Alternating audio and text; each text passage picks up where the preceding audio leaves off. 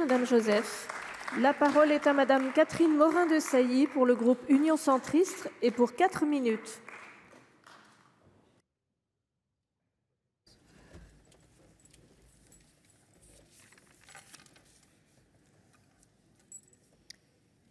Madame la Présidente, Madame la Ministre, mes chers collègues, le PLF pour 2024 confirme en effet une tendance à l'augmentation des crédits pour l'audiovisuel public amorcée l'an passé après plusieurs années de baisse.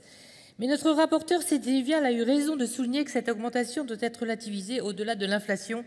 Elle s'explique par la nécessité de compenser les effets fiscaux de la suppression de la contribution à l'audiovisuel public. L'exemple de Radio France souligne à quel point l'augmentation du budget est en trompe-l'œil. Hors remboursement des effets fiscaux et hors programme de transformation, la hausse de la dotation est inférieure à l'inflation. La suppression de la CAP, intervenue dans les conditions que l'on sait, s'est faite en dépit des conclusions du rapport d'inspection de l'IGAC et de l'IGF qui préconisait de modifier la LOLF pour sanctuariser les ressources de l'audiovisuel public, faute de quoi nous n'avons aucune perspective sur son mode de financement pour 2025, car l'affectation d'une fraction de la TVA ne pourra plus être reconduite dans un an si la LOLF n'est pas modifiée. Le groupe centriste le savait depuis le début, c'est la raison pour laquelle nous nous étions opposés à la suppression de la CAP ex abrupto, sans assurance pour la suite. Le gouvernement, j'ai envie de dire Bercy, optera-t-il, comme on peut le craindre, pour une budgétisation de l'audiovisuel public ? Notre rapporteur l'a dit, ce serait un contresens historique. La dotation d'État à laquelle notre groupe a toujours été opposé, c'est en effet la remise en cause de l'indépendance et de la modernisation de notre audiovisuel public. Tous ces éléments ayant été rappelés, nous ne pouvons que nous opposer à l'amendement proposé par notre collègue Jean-Raymond Hugonet au nom de la Commission des finances, visant à réduire de près de 210 millions les crédits. Pardonnez-moi, mais cette proposition relève d'un raisonnement par l'absurde. Le financement de l'audiovisuel public n'étant pas pérenne, il faudrait plomber la solution transitoire. L'amendement procède aussi d'une logique punitive vis-à-vis de l'audiovisuel public auquel il est reproché de ne pas se réformer.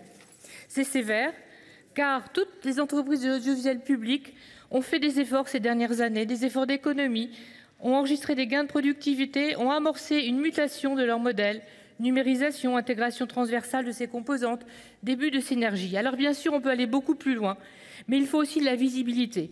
Or, force est de constater que depuis 8 ans, la tutelle est changeante, voire contradictoire.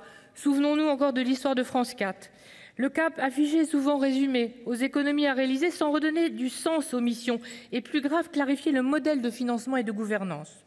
Dans ce contexte où il y a en plus un décalage entre le vote de cette trajectoire financière et la présentation et validation des COM au Parlement, on n'appréhende pas toujours bien, par exemple, un certain nombre de sujets, si la création disposera toujours de moyens suffisants. On ne comprend pas bien pourquoi, si on décide de supprimer le journal national de France 3 en concurrence avec celui de France 2, on ne donne pas alors aux rédactions régionales les moyens d'un véritable journal régional, très apprécié. En conclusion, un mot de l'INA, qui est le grand oublié de ce budget, et un mot de l'audiovisuel public extérieur dont le rôle est capital. Dans la situation actuelle de tensions internationales et de remise en cause de nos démocraties, nous ne défendrons pas nos valeurs sans lutter contre la désinformation. Tel est le rôle de France Médias Monde, et Roger Carucci l'a bien rappelé, mais aussi d'Arte, qui aujourd'hui n'a pas les moyens de sa plateforme européenne. Le budget de l'audiovisuel public, c'est aussi le prix de notre liberté, mes chers collègues. Pour France Médias Monde, le financement affecté est vital, car nos partenaires européens font une nette distinction entre médias d'État financés directement par les gouvernements et faisant valoir leur vision du monde, et les médias indépendants de services publics qui s'attachent à délivrer une information indépendante. Aussi, nos errements financiers actuels vont à l'encontre des engagements pris, par exemple, lors de la création d'Arte. Et de manière très concrète, je vous signale, mes chers collègues, que le choix d'un financement direct par le budget général de l'État serait de nature à compromettre la diffusion de RFI à Berlin. Donc, en l'absence de sanctuarisation de ces crédits, de visibilité pérenne sur leur évolution, suivant le rapporteur, le groupe de l'Union centriste émettra un avis défavorable à leur adoption. Merci, chers collègues. La parole est à Madame Rima Abdul.